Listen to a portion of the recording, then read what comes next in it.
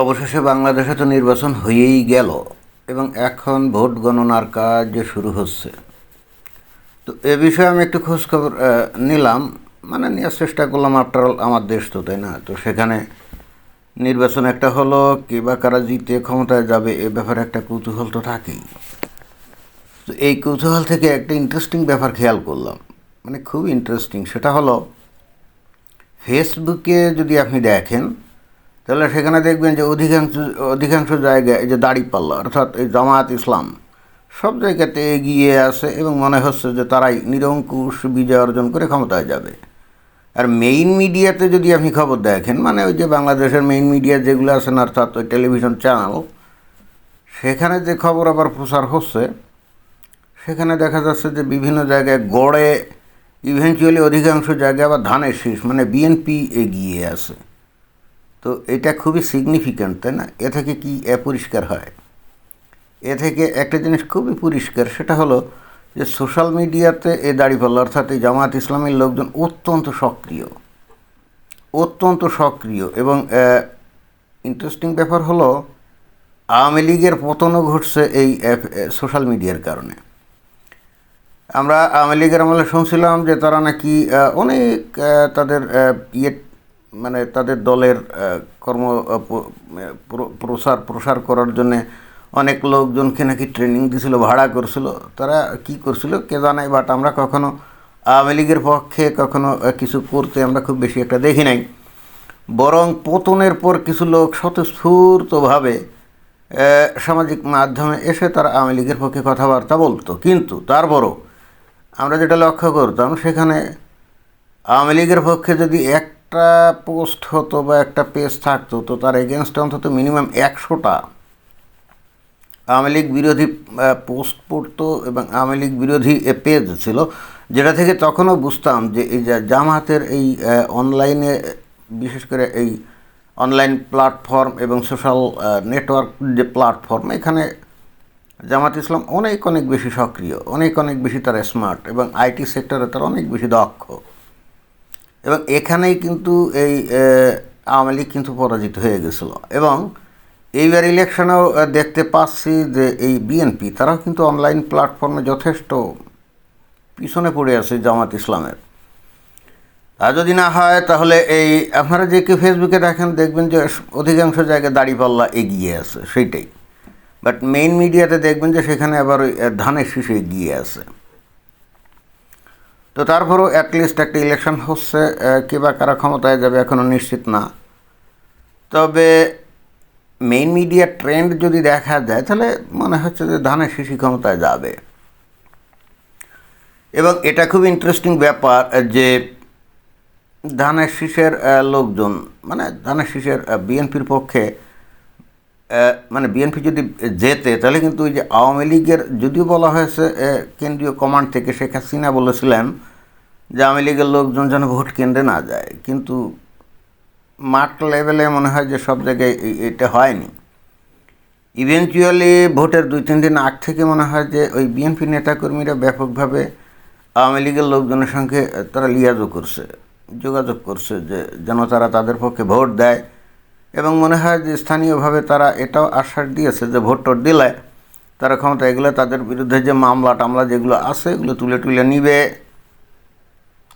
আর নীতি এবং আদর্শগতভাবে তারা তো আসলে জামাত ইসলামকে ভোট দিতেই পারে না, তাই না? কারণ জামাত ইসলাম হলো সেই তাদের ভাষায়, আর ঐতিহাসিকভাবেও তো সত্য যে তারা ওই যে বাংলাদেশের স্বাধীনতার পক্ষে ছিল না। তো এইখানে একেবারে চূড়ান্ত মুহূর্তে আওয়ামী লীগের সাধারণ লোকজন যারা মানে গাঁও গ্রামে আছে বা বিভিন্ন জায়গায় আছে, ব্যাপক সমর্থন আছে না। তো তারা ইভেনচুয়ালি চিন্তা করছে যে বিএনপি তারপরে তো স্বাধীনতার চেতনা কিছুটা হলেও ধারণ করে, নাম কষ্টে হলেও, বাট জামাত ইসলাম তো আসলে এটা করে না। এই হেতু মনে হয় যে আওয়ামী লীগের সমর্থকদের একটা ভালো অংশ অবশেষে বিএনপিকে ভোট দিয়েছে। ধরেন 100 জনের মধ্যে হয়তো 20টা তারা ওই জামাতকে দিয়েছে, কিন্তু 80টা তারা বিএনপিকে দিয়েছে। এবং যে কারণে ফলাফলের কিছুটা এই মানে বিএনপির দিকে, মানে মেইন মিডিয়া থেকে যেটা আমরা বুঝতে পারছি যে বিএনপির দিকে হেলে আছে। এখন এখানে আরেকটা বিষয় খেয়াল করতে হবে, সেটা হলো যে এইবার সর্বসাকুল্যে 50% ভোট পড়ে নাই। সর্বসাকুল্যে 50%-এর বেশি ভোট পড়েছে বলে দেখা যাচ্ছে না, মনে হয় যে তার কম। তাহলে এখানে ওই আওয়ামী লীগের লোকজন যে ব্যাপকভাবে ভোট কেন্দ্রে যায় নাই, ভোট দেয় নাই, সেটাও কিন্তু এখান থেকে প্রস্ফুটিত হচ্ছে। তবে যারাই নাকি ভোট দিতে গেছে তাদের মধ্যে 80%ই বিএনপিকে ভোট দিয়েছে, যেটা মনে হচ্ছে। ইভেনচুয়ালি তারা বুঝছে বা উপলব্ধি করছে যে জামাত ইসলাম যারা নাকি স্বাধীনতার এগেনস্টে ছিল, তাদের কি করে তারা ভোট দিতে পারে, এরকম চিন্তা করে মনে হয় বিরত থেকে এই ধানের শীষে দিয়েছে। আর লাস্ট মোমেন্টে তো বিএনপির লোকজন তো আওয়ামী লীগের লোকজনের সঙ্গে যোগাযোগটা করছে, তো এরই ফলাফল মনে হয় পেতে যাচ্ছে। তবে আরও আগে যদি বিএনপি আওয়ামী লীগের সঙ্গে যোগাযোগ করতো তো আরও ভালো হতো আর কি। তারপরও এখনও বলা যাচ্ছে না আসলে কী হতে যাচ্ছে, এখনও তো তেমন কোনো ফলাফল প্রকাশ হয় নাই। তবে হাড্ডাহাড্ডি লড়াই যে চলছে সেটা বোঝা যায়, হাড্ডাহাড্ডি লড়াই চলছে। বিভিন্ন জায়গা থেকে যে খবর টবর দেখা গেল, খুব বেশি ভোটের ব্যবধানে কেউ কাউকে পরাজিত করবে তা মনে হয় না। দেখা যাবে যে 19-20, 18-20, 17-20 এরকম, মানে কাছাকাছি থাকবে। কিন্তু এটা থেকে আরও একটা জিনিস বোঝা গেছে, বাংলাদেশে জামায়াত ইসলামের আসলে সাপোর্ট বাড়ছে। ওই অনেকে বলতেছিল না আগে যে বাংলাদেশে 10-12%-এর বেশি ভোট নাই, এরকম অনেক কথাবার্তা অনেকে বলতো আগে।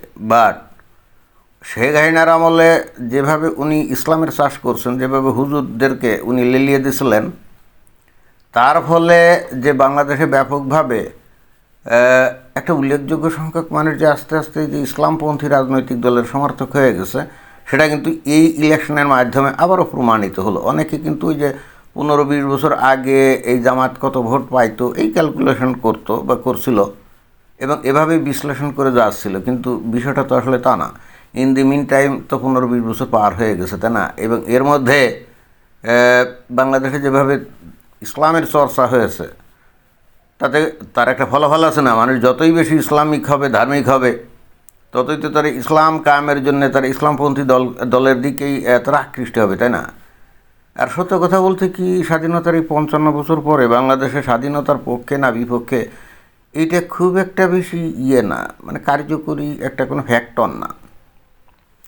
এটাও কিন্তু খেয়াল করতে হবে, কার্যকরী কোনো ফ্যাক্টর না। এবং যে কারণে আমরা দেখি যে এই অবশেষে এসে এই যে যারা নাকি নিজেদেরকে যোদ্ধা বলে পরিচয় দিত, তারাও কিন্তু ইভেনচুয়ালি এসে দেখলাম যে জামায়াত ইসলামের সঙ্গে যোগ দিয়েছিল, তাই না? এগুলো তো আমরা দেখছি।